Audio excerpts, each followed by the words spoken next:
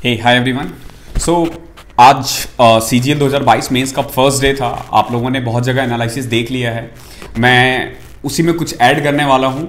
थोड़ा लेट हूँ I know, but as you all are aware कि मैं ऑलरेडी वर्किंग हूँ, तो जॉब से मैं 6 बजे आता ही हूँ, 6:15 बज जाता है और उसके बाद फिर मैंने आते ही चेंज करके मैं शूट कर रहा हूँ ये। तो बताता हूँ मैं कि एग्ज़ाम कैसा रहा। जैसे कि मैंने पहले कहा था, बहुत लोग ना 3-3 मार्क्स के क्वेश्चन देख के ना इमेजिन करने लग गए थे कि बैंकिंग जैसा पैटर्न आएगा। ऐसा कुछ भी नहीं हुआ है। वन बाय वन हम बात करेंगे।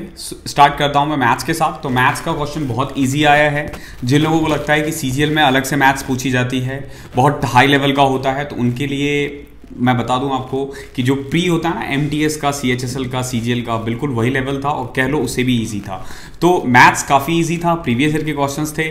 स्टैटिक्स का एक क्वेश्चन था, प्रोबेबिलिटी का एक था, और स्टैटिक्स के 2 थे, प्रोबेबिलिटी के एक क्वेश्चन है। ये जो मैं आपको बता रहा हूँ, ये मैंने एटलीस्ट 8 से 10 लोगों से बात किया, तब जाके मैं आपको बता रहा हूँ। तो बाकी अर्थमेटिक का वेटेज थोड़ा ज़्यादा है। कैलकुलेटिव नहीं आ रहा है क्वेश्चंस बहुत इजी आ रहे हैं। तो मैथ्स जो आप कर रहे हो वही करते रहो। रीजनिंग के बारे में बताऊं तो रीजनिंग के सेटिंग अरेंजमेंट में 2-3 क्वेश्चंस थे, बट अगेन वो बैंकिंग वाला नहीं था। सेटिंग अरेंजमेंट के क्वेश्चंस इजी थे। एक क्वेश्चन थोड़ा घुमाने वाला था लेकिन इजी था, और एक एजम्पशंस पे भी था जो बैंकिंग में पूछा जाता है, बट स्टिल वो भी इजी ही था। तो हालांकि रीजनिंग के कुछ क्वेश्चंस थोड़े टफ थे, तो रीजनिंग को तुम मॉडरेट कहोगे ना कि इजी, सो मॉडरेट कहोगे, इजी टू मॉडरेट। कुछ एक क्वेश्चंस टफ थे लेकिन मैक्सिमम क्वेश्चंस मॉडरेट और इजी ही थे। लेकिन मैथ्स में सारे ही क्वेश्चंस रीजनिंग थे, 1 या 2 को छोड़ दे। तो जीके के बारे में बात करूं तो अगेन अवार्ड वगैरह से क्वेश्चन आ रहा है। एक क्वेश्चन ऐसे आया था कि 4 नाम दे रखे थे और 4 अवार्ड्स थे और आपको उसको मिलाना था। तो इस टाइप के क्वेश्चंस आ रहे हैं जो UPSC में पहले पूछा जाता था कि मिलाने के लिए 4 ऑप्शंस दे देते हैं, उन चारों के बारे में ही आपको पता होना चाहिए, तभी आप उसका आंसर दे पाओगे। तो जीके का थोड़ा सा कह सकते हो कि जीके का लेवल हल्का सा हाई आया है पहले से। करंट अफेयर के 3-4 क्वेश्चंस आ रहे हैं। कुछ करंट अफेयर 2021 से भी आए हैं, ठीक है। तो ध्यान रखना कि पुराने क्वेश्चंस भी आ रहे हैं, बट इसके लिए आप कुछ ज़्यादा कर नहीं सकते हो। तो जो कर रहे हो बिल्कुल करते रहो। देन हम बात करते हैं इंग्लिश की। तो इंग्लिश का जैसा आता है वैसे ही आया था। हालांकि इस बार जो रीडिंग कॉम्प्रिहेंशन है उस पर 3 क्वेश्चंस आए थे, अप्रॉक्स 12 नंबर का 12 क्वेश्चंस आए थे, अप्रॉक्स 36 मार्क्स का। तो रीडिंग कॉम्प्रिहेंशन पे ज़्यादा फोकस करना है और इजी है। इसके अलावा पैरासिंपल्स के 4 क्वेश्चंस आए थे, PQRS वाले, तो वो आप कर लो। जितने भी दिन बचे हुए हैं, PQRS के 4 क्वेश्चंस यानी 12 नंबर, जो बहुत ज़्यादा है, तो आप वो कर लो, वो आपके लिए बहुत इंपॉर्टेंट होगा। देन इंग्लिश का भी पेपर ईजी ही था, बहुत ज़्यादा हाई नहीं था। कंप्यूटर पे आते हैं। जो कंप्यूटर ऐड हुआ है, तो कंप्यूटर का जो क्वेश्चन है ना, वो अच्छे क्वेश्चंस थे। उसको आप इजी नहीं कहोगे, मॉडरेट टू हाई कहोगे। अगर आपने 12, 14, 15 क्वेश्चंस किए हैं, दैट मीन्स 20 में से 12 से 15 क्वेश्चंस किए हैं, दैट मीन्स कि अच्छा अटेम्प्ट है।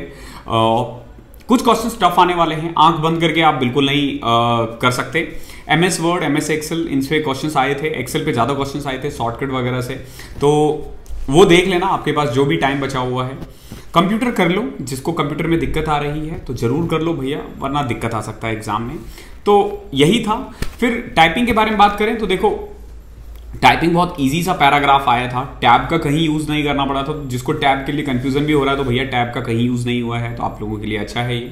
तो टैब कहीं पे भी आपको यूज नहीं करना है, और बहुत इजी पैराग्राफ था। ऐसा नहीं कि बीच बीच में नंबर्स डाल दिए या कैपिटल लेटर, बहुत सिंपल सा था। आप आराम से उसको 12-13 मिनट में खत्म कर सकते हो, और बाद में आपको बता भी देंगे कि वो कितना की स्ट्रोक आपने टाइप किया है। तो अगर आपने 1900, 1950 भी की स्ट्रोक किया है और एक्यूरेसी अच्छी है, तो ज़्यादा घबराना मत, सही हो जाएगा। तो ये बेसिकली टोटल आज का जो पेपर था उसके बारे में था।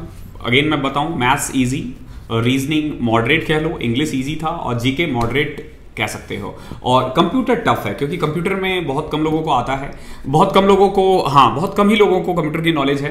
तो इसके क्वेश्चंस इसीलिए थोड़े से टफ भी थे, और वायरस वगैरह से क्वेश्चंस आ रहे हैं। तो कंप्यूटर पढ़ लो, जो भी टाइम है आपके पास 4-5 दिन, कंप्यूटर के क्वेश्चंस करके जाओ, MCQ सॉल्व कर लो। बहुत सारे लोगों ने डाल रखा है, ऑली बोर्ड वगैरह ने भी डाला हुआ है, तो आप वो देख लो, आपके लिए वो बेनिफिशियल होगा।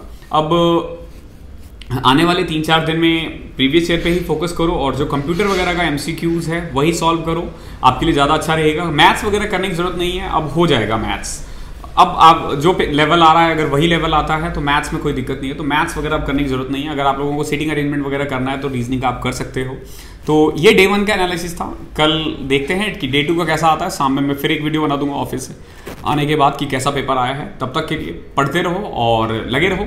अगर कुछ क्वेश्चन छूट रह गया हो तो कमेंट में पूछ लेना, मैं आंसर दे दूंगा, या फिर कोई और अगर एग्जाम से रिलेटेड है तो कोई ना कोई दे ही देगा आपको, अदरवाइज मैं दे दूंगा। थैंक यू सो मच, मिलते हैं कल।